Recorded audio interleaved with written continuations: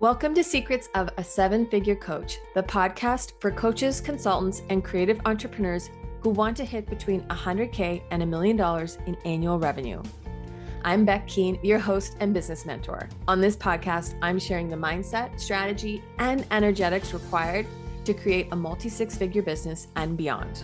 Before becoming a coach, I grew 3 successful businesses. I'm an award-winning business owner who built and exited $1 million consulting firm and an industry-leading app that won awards back in 2016. And that all happened before I started my own coaching business, which has since generated over $2 million in lifetime revenue in part-time hours. I'm taking you behind the scenes from my very first 10K month to my very first 100K month. I'll also bring in coaches and consultants who have scaled their own coaching businesses so you can learn real-world tools and strategies from others who have walked the path. If you are a coach, consultant, or creative entrepreneur looking to 2 to 4x your revenue while also having an incredibly rich personal life, this podcast is for you. Hello, beautiful human, and welcome to this episode of the podcast. We are diving into 4 unconventional ways to get clients.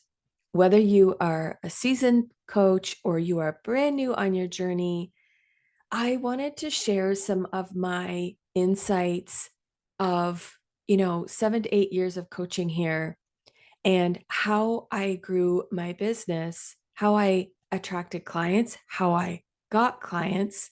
And much of this is not talked about online because most of the stuff we hear about online is about social media. And we're told to post regular content, to show up in our stories. We're told how to write content. We have a lot of messaging experts, Instagram experts, influencers even. And we have all of that in our head. And what I see with so many clients is that they're directing 80 to 90% of their energy into posting content on social media, which doesn't have a very long lifespan, right? Like, I don't know what the stats are. They're not very high. You put a post out there and it lasts how long? Like, how long before you have to create another post? Is it 7 minutes? Is it 7 hours? I'm actually not sure, but it's not very long. And so social media can feel like this very exhausting cycle that we have to get on and stay on and always be creating content and always be thinking of new ideas to post and what to say and how to say it. And it can actually really get into our heads. And I've seen a lot of really amazing coaches kind of get burnt out from being on social media. Now, before I go into what we're calling unconventional ways of getting clients, attracting clients, making sales, I want to put a plug for social media because I love social media. I actually love using Instagram. I love being online. I don't mind doing content. I actually have a pretty easy time thinking of my own content. I also know how to repurpose my stuff. I don't try to come up with something new and exciting every day. I tend to share and talk about the same 4 to 5 pillars of information, pillars of content again and again and again.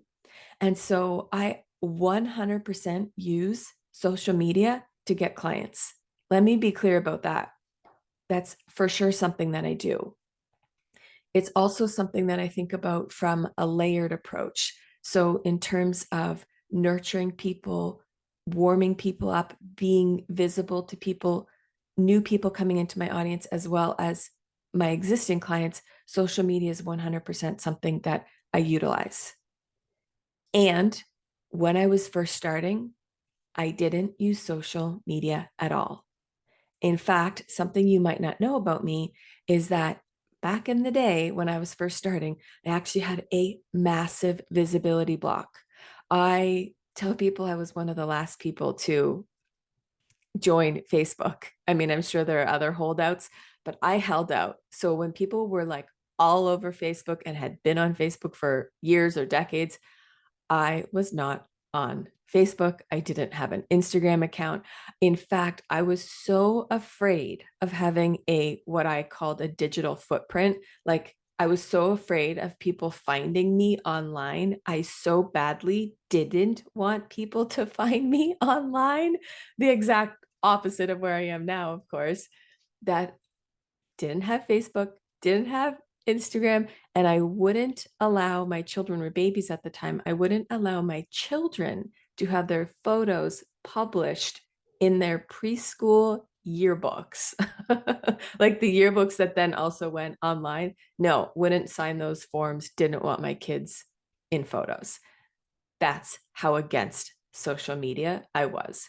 So when I was first starting out, I had to find other ways to get clients. So in today's podcast, this is what we're going to dive into.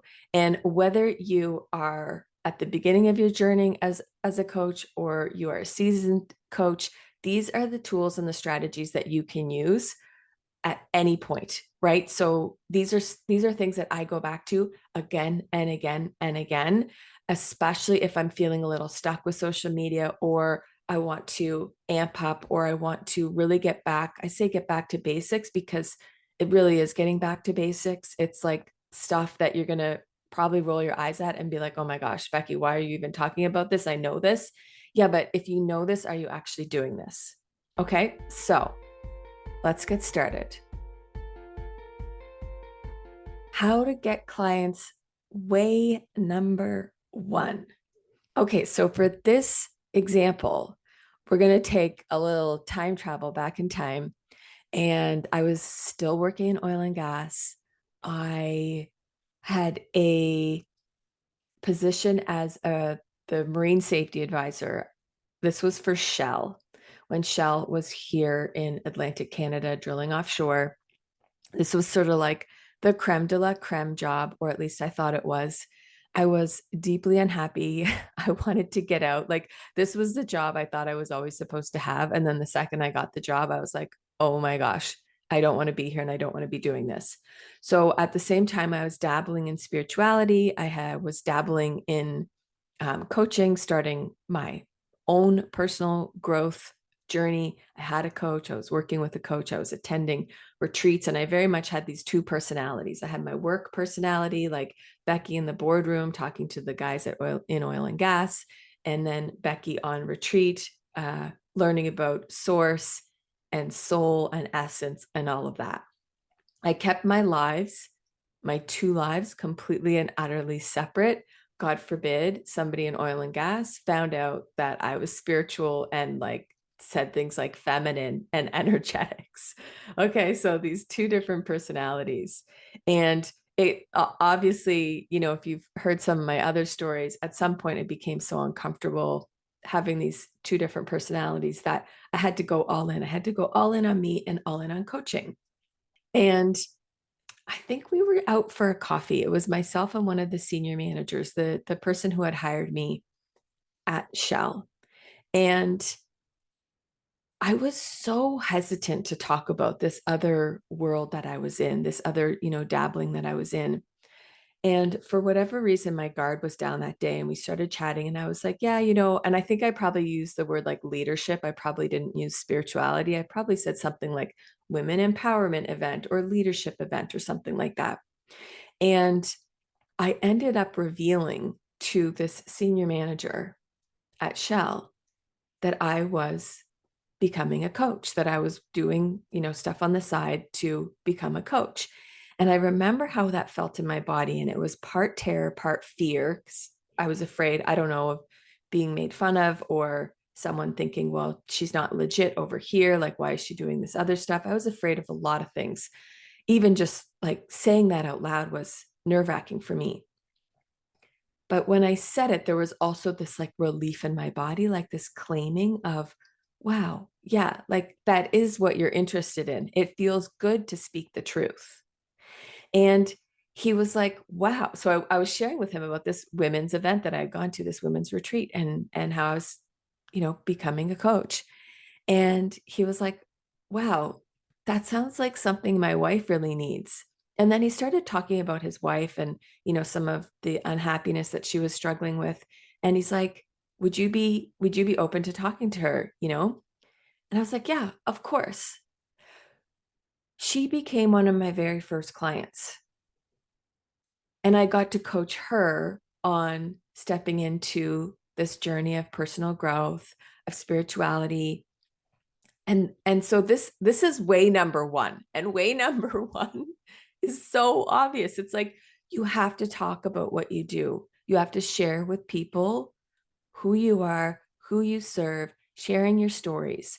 And just another quick example, like I was in the dentist chair getting my friggin' teeth cleaned, and this woman was asking me about the work that I do. The hygienist was asking me about the work that I do. And I just like mumbled through my mouth, like, I'm a coach. And she's like, oh my God, I've been searching for a life coach everywhere. And this reminds me that it is in communicating with people who we are, what we do, what we're passionate about, that is what gets clients. And this has a ripple effect. And this can be in a one-to-one person approach, but it can also be in a bigger context.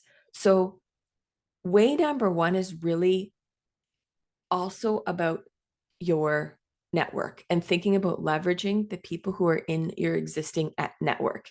And if you are saying to yourself, Becky, I don't have a network, honestly, I call bullshit. You have a network. You have people around you. You know people, past jobs, past careers, high school, university, your soccer team, your husband's people at their work. Like you have a network.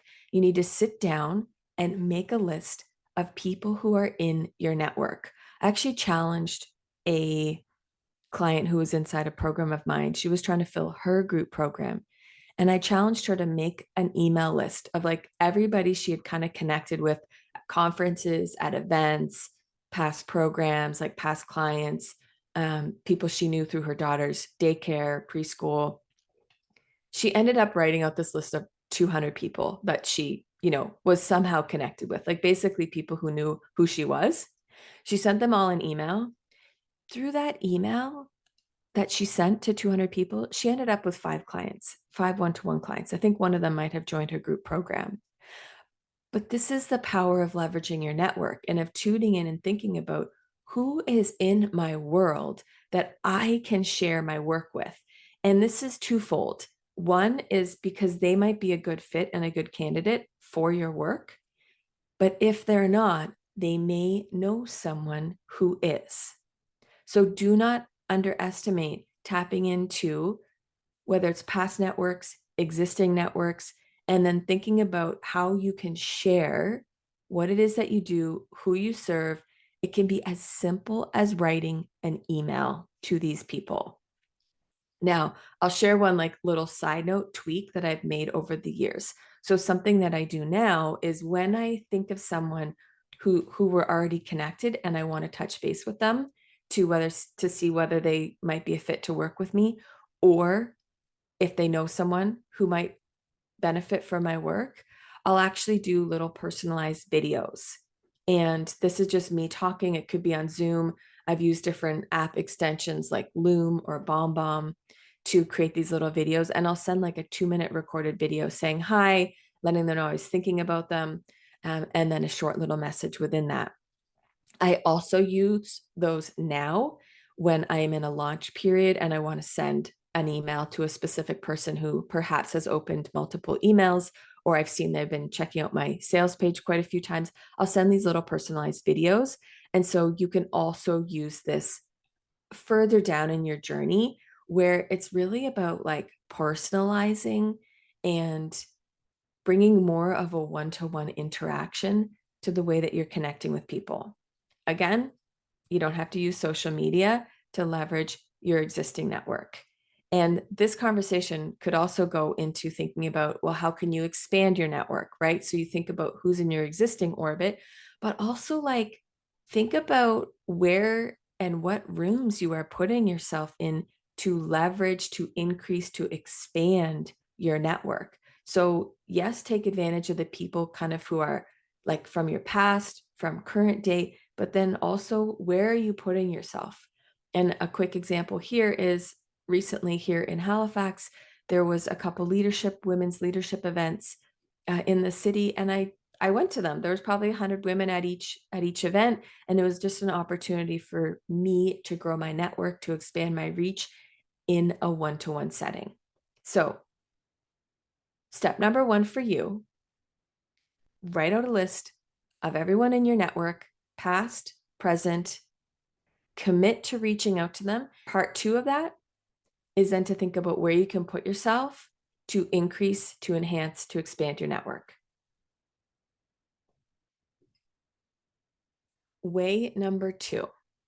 So this is similar to network, except tweaked for coaches, consultants, entrepreneurs. So I don't know about you, but when I was starting out, and even now, 7 to 8 years into this, I was in a shit ton of people's programs. I was in Marie Forleo's B School. I was in Denise Duffield's Money Boot Camp, or whatever she calls it or called it. I was in Amy Porterfield's, what was that called? Digital Course Academy, something like that. I took a bazillion copywriting courses, like from Laura Belgray, Tarzan, a whole bunch of different people. Like I was literally in so many different groups. Now, a lot of these groups, their communities were hosted over in Facebook. So at some point, I did have to open a Facebook account. And one day I'll tell you the whole story of how I moved through that big old visibility block that I had that kept me off social media. But I did end up, my first step was getting a Facebook account so that I could actually be a participating member of these groups that I was in. And still now, like the groups that you're in, yes, you are a student. Yes, you are there to learn something. So whatever the group is, maybe you're a part of a mastermind, maybe you're a part of a course, maybe like whatever the thing is, think about all the places that you are plugged into as a student. But if you participate in these groups fully and you play full out and you go all in, I promise you, you will get noticed. So it's really easy to be inside these courses and these programs and kind of hide behind the scenes and not post and not comment and not share your wins and not do your intro posts. But when I do something and when I join programs, I am a full-on player. So way number two that we're talking about today on the podcast is this being a full player, going all in the programs that you are in.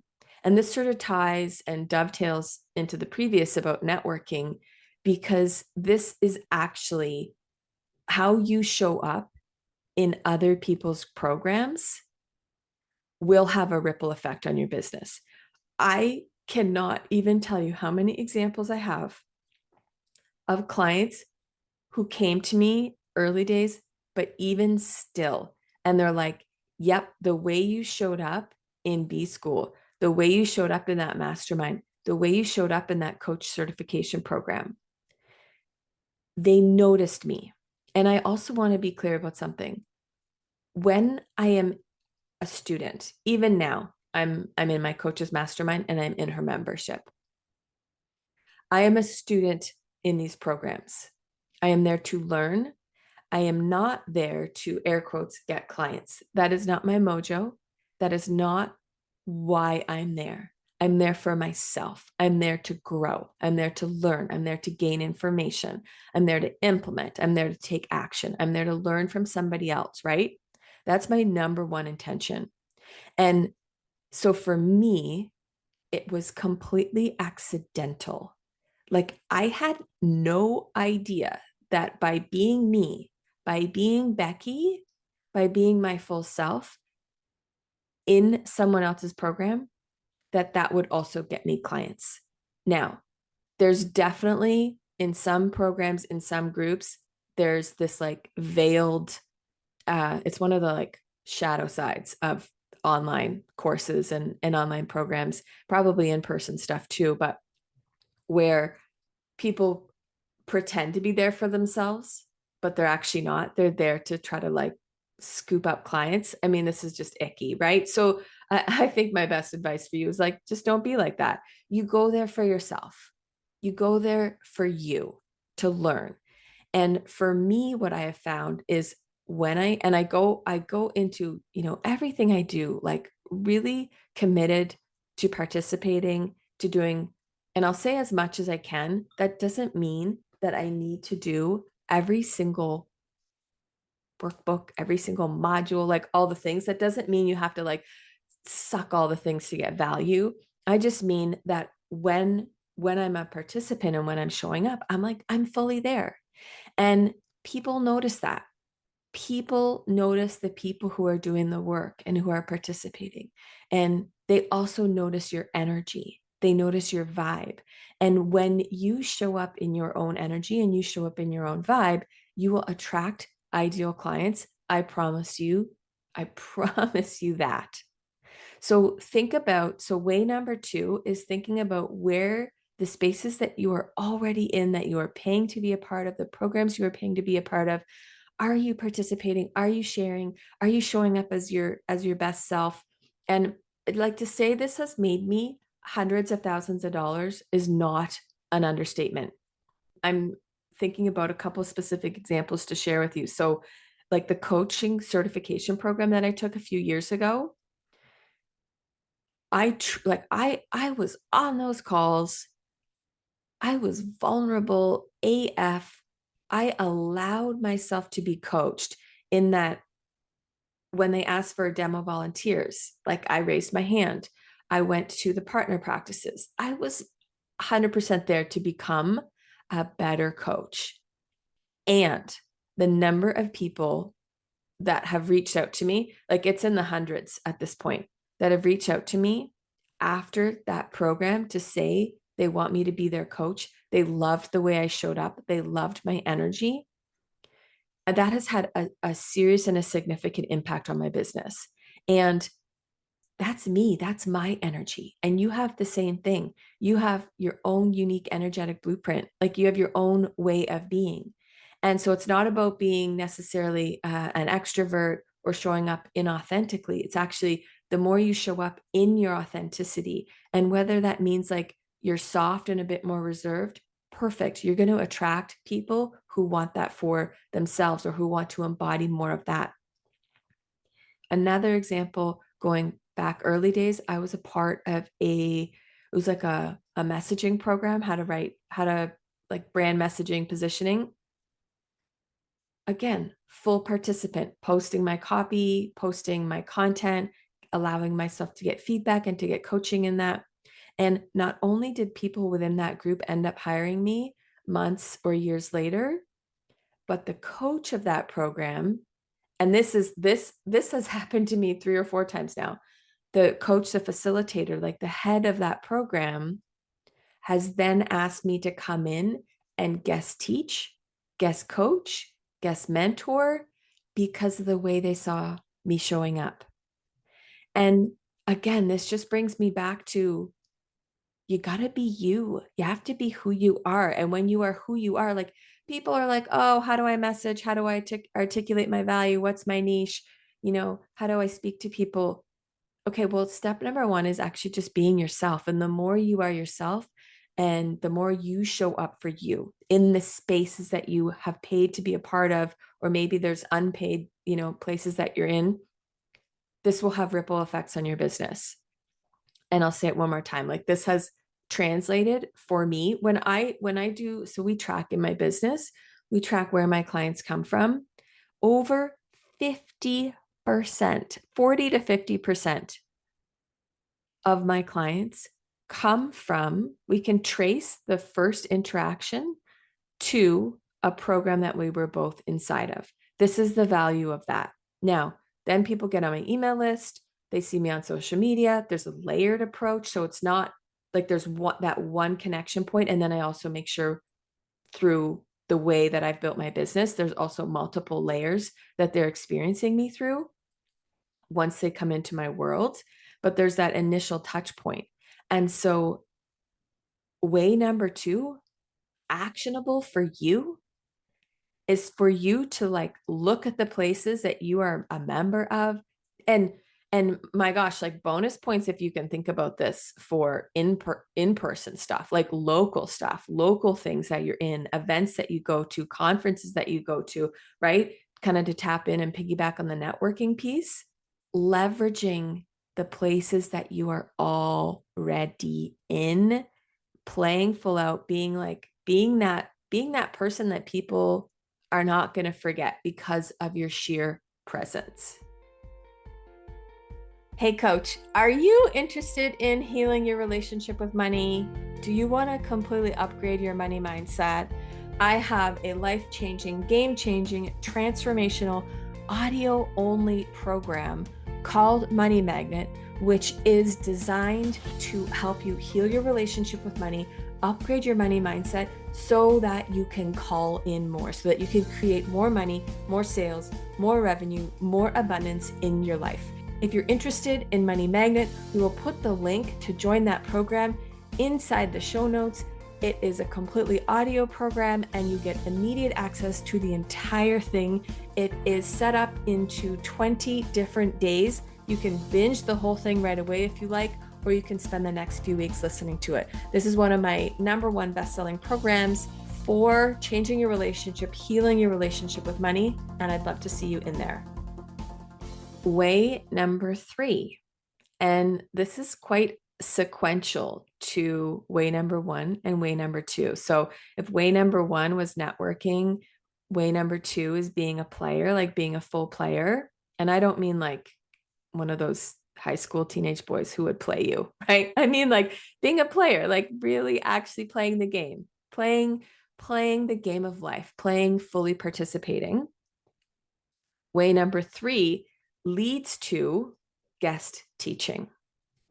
The power of guest teaching. People, if you're listening to this, I'm like shaking my hands across the screen, because if you are not pitching yourself to guest teach in other people's programs, you are leaving hundreds of thousands of dollars on the table. For real, for real, for real. Okay, so remember how I said in way number 2, as an active player of other people's programs, then they asked me to come into their programs.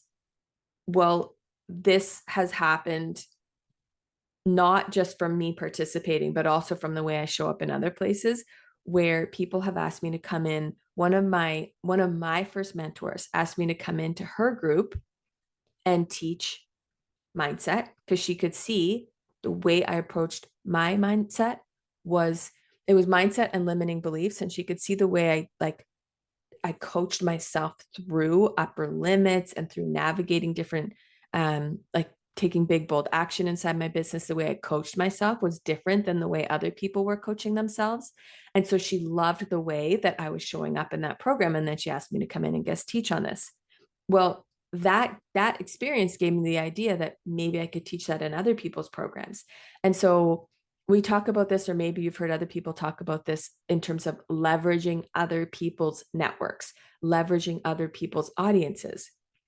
This is something I did early days, again, responsible for hundreds of thousands of dollars in revenue. Like if you were to look at my numbers, my business behind the scenes numbers, social media, in terms of how much money social media has brought me, it is less than these other 2 methods, of which are being an active participant in the programs I'm in, and then guest teaching in other people's programs. So like 2 ways, is probably more than 2 ways, but 2 ways this can play out is, one, someone can approach you, right, and ask you to guest teach for them, or to come in and mentor or coach or whatever it is. You can also reach out to people. You can also be brave, and you can ask specific people that you think you could serve their audience, and you can ask to come inside their program. It could be a one-off session, a masterclass, or a series. It could be as like a regular guest expert or a guest mentor.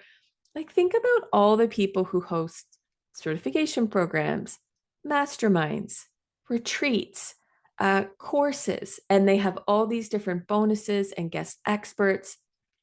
That could be you. You could be one of those guest experts. And your mind might be going to like, oh, but I don't know how to approach those people. I'm not just talking, I'm actually not even talking about like influencers and people with thousands, right? I teach in one of my friends' programs once a year, like legitimately once a year, always get high caliber clients from that. She probably has 20 people inside her program. Like, this is not necessarily people with big audiences. Now, I have absolutely taught in other people's groups who do have bigger audiences, like in the thousands, but I've also taught with people, for people, with people, collaborated with people who have smaller audiences, much like, mine was in the early days, like 500 to 1,000 people in terms of like a social media footprint or following. And then within their groups is like 10, 20, 30 people. But anytime we can get ourselves and our face in front of someone else, like anytime you have the mic and people are listening to you and you've been essentially referred, because if you like, referrals are a huge, excellent way to get clients, like regular referrals. When you're guest teaching, you're essentially getting like a mass referral because you're being referred by that person. They're trusting you to come in, they're trusting you to be inside their world. And so those people automatically, that know, like, trust factor is automatically, that cycle has been shortened and it's been strengthened. Like you are more automatically trusted. And so my recommendation for you, action step for you, is like, look in your existing orbit. So people who have, groups, who have programs that you could teach something to. So let's say, well, I'm going to use my group for an example. So people that I have brought in to my groups, one particular person, I ran my mastermind for 6-ish years before switching it up recently. And I had a spiritual mentor come in as a guest coach regularly. I had her come in. I also had a copywriting expert come in because I didn't want to have to give feedback on people's copy. I wanted to just be doing the coaching and the mindset stuff. So I had these two like pretty regular guest experts. Both of those people told me time and time again. And I had like 8 to 10 people in this program, some up to 15, 8 to 15 people in this program. Many of them went on to hire my guest experts, my guest mentors. So my point with that and sharing that is, you do not need to have you do not need to be in a big group. Obviously, if there's a bigger group, then you have more potential for, clients, but it doesn't need to be big. I know people, right? Let's say another example, I had someone come in and teach somatics inside one of my groups. I had someone else come in and teach embodiment. Like, there are all kinds of things, whatever, if you're listening, like whatever you do, you can teach that to other people. And you can go inside other people's groups and you can give them, like, you would basically send the person a message and ask if they're open to having a conversation about how you might be able to support their group. You probably want to have a few ideas of what you could do. But the other thing I like to do is ask where that person's audience is, what they're stuck with, what they're struggling with. And then I can go back and I can think about, okay, well, how could I fill the gap? Like, how could I support that? And the last thing I want to say about this topic of guest teaching is follow your like intuition, follow your spidey sense, follow your gut. You probably have a knowing inside of you of people that you would really like to work with, or you'd really like to support their audience. I have a little sticky note next to my desk that anytime I get these, nudges, I'll write the person's name down. And there's a particular 7-figure coach that I follow and quite like. And I just kept having this sense that I could support her in some way.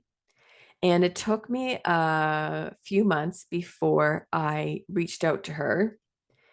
And the first reach out, by the way, please hear me on this. It's never, hey, like, I'm here to pitch you. Hey, I want to be in your groups. Hey, I want to like leverage your audience and benefit off of you.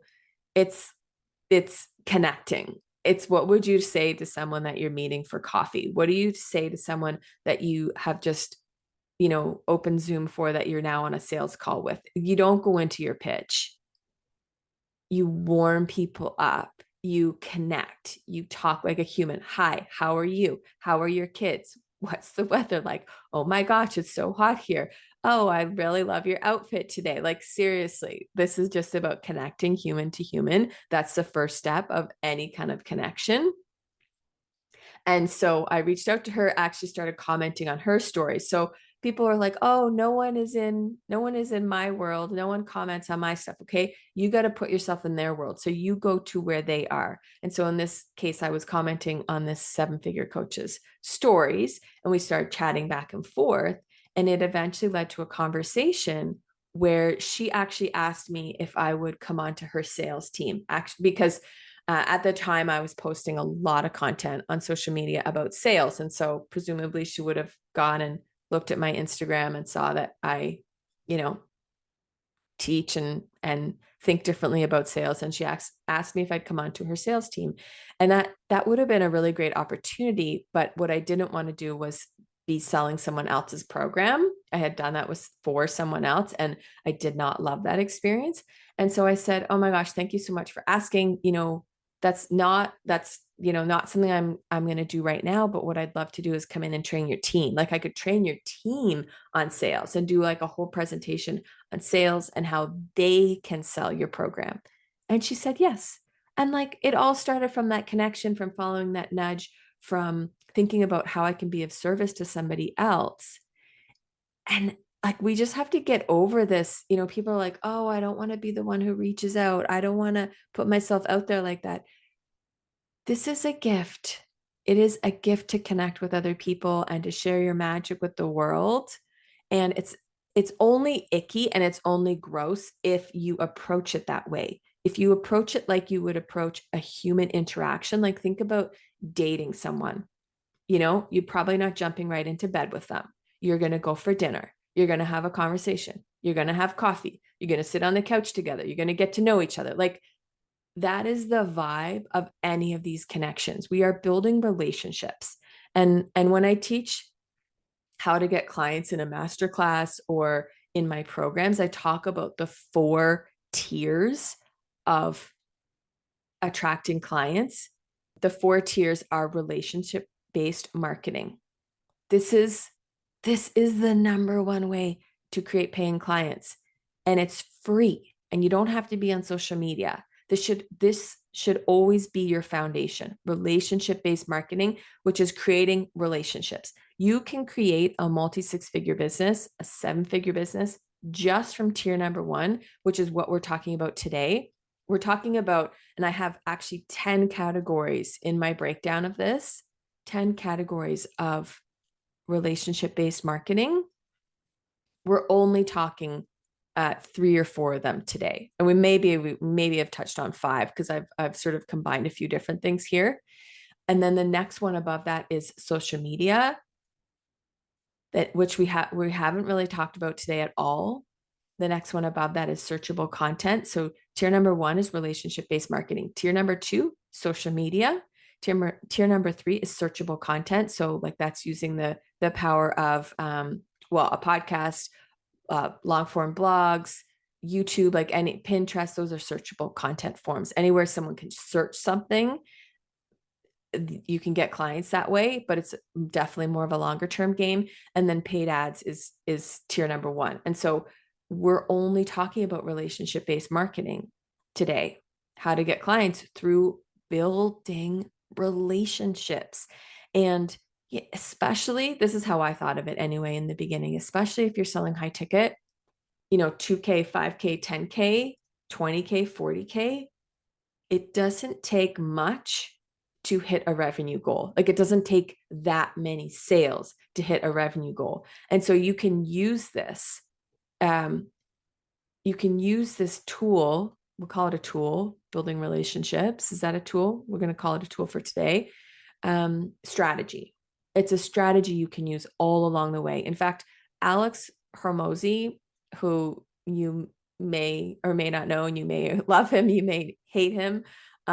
He has I think he's very knowledgeable in many regards in terms of how he talks about like building, visibility and getting numbers. And he was sharing on some free masterclass or webinar that he did.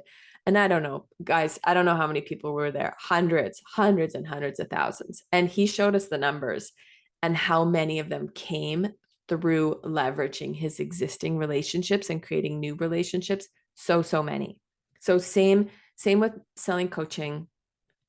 You don't actually need to sell a ton of coaching, or you don't need to have a ton of people in your audience in order to sell the amount of coaching that you want to sell to hit your revenue numbers. But it does require that you have relationships with people, for sure, human to human relationships. So just circling back to what we were talking about, guest teaching in other people's programs, it's through relationships, and it's by sharing and showing and demonstrating the value that you can give to someone else's audience and how you can be of service.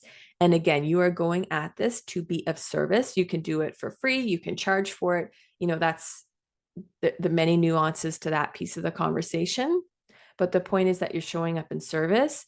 And then I promise you, people are going to want to hire you. From that, people will want to hire you. Okay. Way number 4. Now, this might make some of you uncomfortable, but I want you to think about and consider everything I have just said about building relationships and connecting with people and being a human. Okay. So way number 4 is direct messaging. This is one-to-one reach out. This is you. So networking is sort of thinking about the larger number of people that you have in your groups and sending, emails sometimes to like many people at once. Whereas direct messaging is sending a direct message to a specific person that you think you could serve. Okay. This might make you uncomfortable because you might think it's like gross, or you don't want to bug people. But I want to share this story with you about when I was early days in my business. I was hosting my first Hawaii retreat. It was coming up in a few months. And I had met this woman at another leadership event, a women's leadership event. And we'd connected and we'd chatted. And every time I thought about my retreat, I thought of this woman. I had no idea why I was thinking about her, but she just kept coming into my mind. I sent her a message. So by now I have Facebook, so I can use, what is that? Messenger. So I was using Messenger at the time. I sent this woman a message and I was like, hey, you've been in my mind. I've been thinking about you. How are you doing? And she's like, oh, hi. Back and forth, having like this lovely conversation with her. And then I said something like, I don't know if this would interest you, but I'm taking a group of women to Hawaii. It's a spiritual retreat. And I'm curious if that's something you might like some more information on. So notice 2 things about this so far is 1, general conversation. 2, I'm not presuming she wants to hear about my offer. I didn't say, I think you should come to Hawaii. I didn't say, I didn't say, here's the page, check it out. Nothing bothers me more than people who do that. They just like send you the page. They just send you the link. It's like, wait, what? Tell me why you think I should be a part of this. Tell me what made you think of me. That's the human to human connection. And so here in this case, I was like, I'm doing this. Like, I'm going to Hawaii with a bunch of women and I thought of you. Is it something you're interested in hearing more about? And that is a line that I use in all my sales interactions. It's like, are you interested in hearing more about my offers? Are you interested in hearing more about how I can support you? Are you interested, or are you open to having a conversation about blah, blah, blah? That gives people, they can say no. And they can say, you know what, I'm not really up to hear about that right now. And you can be like, totally get it. Like, no worries. But it opens the door and it allows them to say yes if they choose. And then it also gives you what I would think of as consent. Like it's this consensual agreement for you to then go ahead and offer your services I don't even like the word pitch, but pitch to them, talk about your offers. And so she was like, oh my gosh, yes, tell me about your retreat. What's it about? I was like, it's about women, spirituality, feminine embodiment. She was like, oh my God, I've been creating something like that. Like, this was the beginning of our conversation. We went back and forth. She ended up coming to the retreat. At the retreat, she had this totally cosmic download. It felt like such a privilege to witness. We were sitting on the beach in Hawaii, and she felt this like shift in her being. And she had her own business at the time, not in coaching. It was in the marketing space. And she was like, oh my gosh, I think I'm supposed to be a coach. Like, out of the blue, out of nowhere, had this knowing in her body. After Hawaii, she took a couple of my programs. So this, like, from a revenue perspective, this one direct message ended up translating into tens of thousands of dollars of revenue, and then lots of referrals through her. And then on her end, she ended up taking a coach certification program. She became a coach. She left her marketing career behind. Like, thank God I did that. Thank God I followed that nudge and I reached out to her. I still use this. If I am looking to fill like a high ticket program, like a mastermind, or even some of my smaller master classes, and I think someone would be a good fit for it, if I think they would benefit from this, if I think my work can help change their life, you better believe, like, I actually feel like it's my responsibility to approach them. I feel like it is my gift. It is part of my service in the sense that if in order to work together, we're moving into a paid container, if that's where you can get the highest value of working with me, then it's actually my responsibility to show up and to invite you into my things. But again, I am not gross about it. I don't assume you want my things. I'm going to check with you. First, I'm going to ask you how you are. Like, we're going to have a conversation, like, hi, how are you kind of conversation. And then we're going to, I call that coffee talk, by the way, right? Like, we're just going to talk over coffee, super cash. And then I'm going to say something like, hey, I have this thing happening. I thought of you. I open to hearing more about it. And I might tell them why I thought of them.